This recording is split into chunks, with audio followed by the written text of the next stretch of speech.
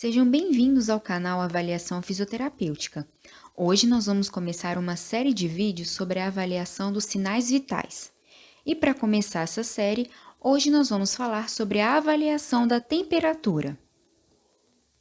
O nosso objetivo é explicar a avaliação da temperatura, além de citar as ferramentas utilizadas nesse processo de avaliação. Primeiro, vamos definir o que são sinais vitais. Os sinais vitais são os sinais das funções orgânicas básicas, sinais clínicos de vida, que refletem o equilíbrio ou desequilíbrio resultante das interações entre os sistemas do organismo e uma determinada doença. Eles fornecem medidas quantitativas do estado do sistema cardiovascular e pulmonar e refletem a função dos órgãos internos. Essas medidas são a temperatura corporal, a frequência cardíaca, a frequência respiratória e a pressão arterial.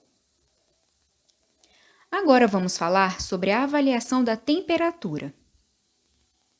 A temperatura corporal é o equilíbrio entre a produção e a perda de calor do organismo, mediado pelo centro termorregulador, localizado no hipotálamo. Os seres humanos são animais endotérmicos, ou seja, são capazes de regular a sua temperatura corporal e mantê-la estável independentemente das alterações ambientais. A temperatura pode ser avaliada nas regiões axilar, inguinal, bucal e retal. Vale citar que a temperatura é influenciada por alguns fatores, como idade, alimentação, prática de exercícios físicos, patologias, fatores emocionais, vestuário, ciclo menstrual, medicamentos, distúrbios na glândula tireoide, entre outros. Em indivíduos recém-nascidos, a temperatura corporal normal é de 37 a 37,6 graus Celsius e com 3 anos de idade, essa faixa já cai para 36,9 a 37,5 graus. Em indivíduos adultos, a faixa normal de temperatura é de 36 a 37,5 graus Celsius, enquanto que em idosos é de 35,9 a 36,3 graus. Até o segundo ano de vida, a regulação da temperatura corporal ainda é imperfeita, sendo a criança mais suscetível aos efeitos do meio ambiente e da realização de exercícios, e no idoso, essa labilidade também retorna. Entretanto, em algumas situações, há uma disfunção nesse controle de temperatura, o que pode levar a alterações nessas medidas que são consideradas normais.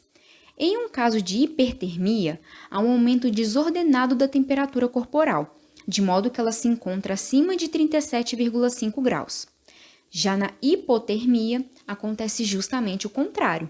Há uma diminuição da temperatura que se encontra abaixo dos 36 graus. A região axilar costuma ser a mais utilizada para a verificação da temperatura corporal. Antes do procedimento, é necessário realizar a asepsia do termômetro.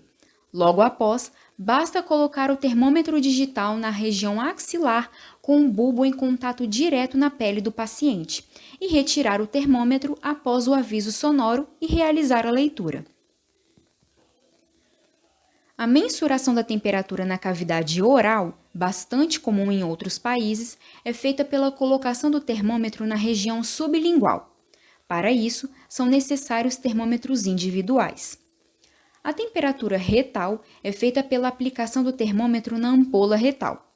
Nesse caso, além do uso de termômetros individuais, há uma diferença no termômetro, visto que o seu bulbo é mais redondo.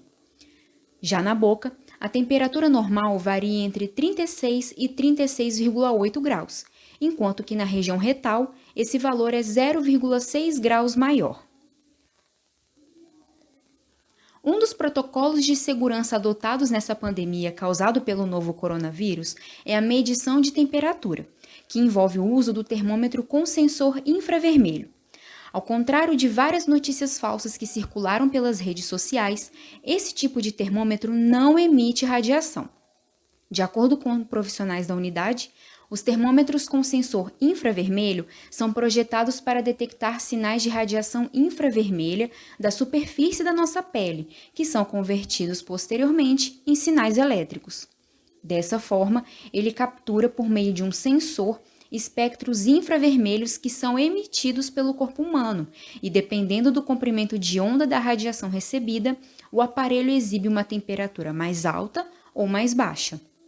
Além disso, a medição é geralmente feita na região da testa ou na membrana timpânica do ouvido, e que, embora essa última seja mais precisa, a aferição pela testa foi padronizada por ser de fácil execução, além de ser mais fidedigna que a medição pelo pulso.